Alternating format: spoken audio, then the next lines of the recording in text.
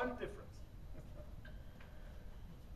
What we'll do is we will do a 1 minute, but as per the rules of the evening, you'll respond to my questions.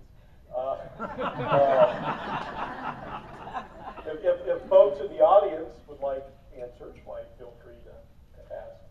But let's spend a minute each. Anything that you'd want to add to that question, Mr. Sutton? We're losing our train of thought problem up here for some reason. I don't know what it is. Electronic maybe. To add to the whole issue that this question was about, I think one of our problems is our tax system. Up until 1913, we did not have income tax. The original U.S. Constitution called for no direct tax. Since we've had income tax, we now are burdened by that. Not only we as individuals paying our income tax, but businesses who have the payroll tax burden and into the Social Security system. That limits a lot of companies from hiring.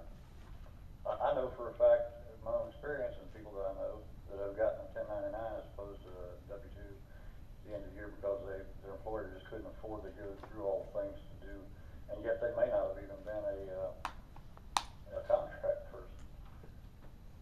And it's those kind of things that make people, to turn people almost into criminals. I mean, you don't have to find a way around in order to survive. And there are people in this country that don't necessarily pay taxes because they found their way around. If we simply went back to the original way and fund our federal government through tariff system and not the income tax, businesses would bloom and expand and explode. My time up? You know, the role of government, I think two good examples, if you go way back, the rural electrification, that's a good example of government working with the private sector. And when President Eisenhower said we're going to have an interstate highway system, that's another good example of making investments. So broadband really is the 21st highway of the 21st century, and it's important. And but we need to make sure that it's done right, just like the interstate highway system, where everybody benefits. And we can't have certain congressmen putting out little pieces of money here and there for pet projects. That's an issue. It's a problem. But the bigger issue is we've got to get the government off our employers' backs and let the private sector, cut the private sector loose, because the private sector is what's going to get us out of this economy, out of this bad economy, and it's going to hire the people and get the jobs back. It's the only way we fix this problem.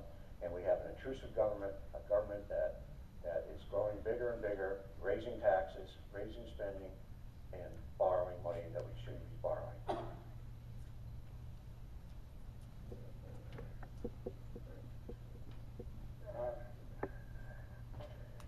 I agree in the importance of the rural electrification programs of the 1930s and the interstate highway developments of the 1950s and 60s. It made this country a much stronger, better country. And I agree with Mr. Gibbs that broadband is very, very, every bit as important, maybe even more.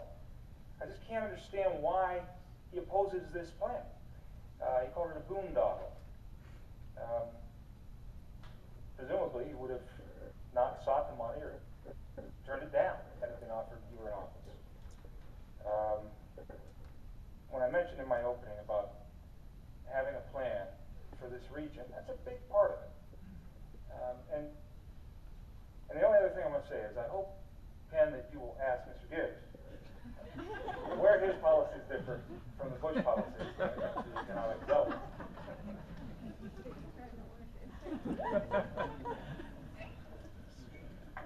Well, I must say, for the preparation that I put into this evening, we could spend another hour or two here asking some questions. Unfortunately, time is not necessarily on our side here as we continue this discussion, but certainly thanks to the comments that you have shared, and maybe it has sparked some further questions. in the minds of those listening and those who are here this evening that they can follow up. We do kind of need to bring this portion to a close, so what we will do is allot you some time for some closing comments, anything that we haven't touched on that you feel is important to bring out, or anything else that you want to expand on that you brought up. So each of you will give you 2 minutes for the closing comments, and we had Mr. Gibbs go first with the opening, so Mr. Sutton, you can go first here with the closing comments. Earlier there was a comment that both parties' hands are dirty as far as our deficit and all these things. Constitution Party's hands are not dirty. Would they ever become that way in the future? Well,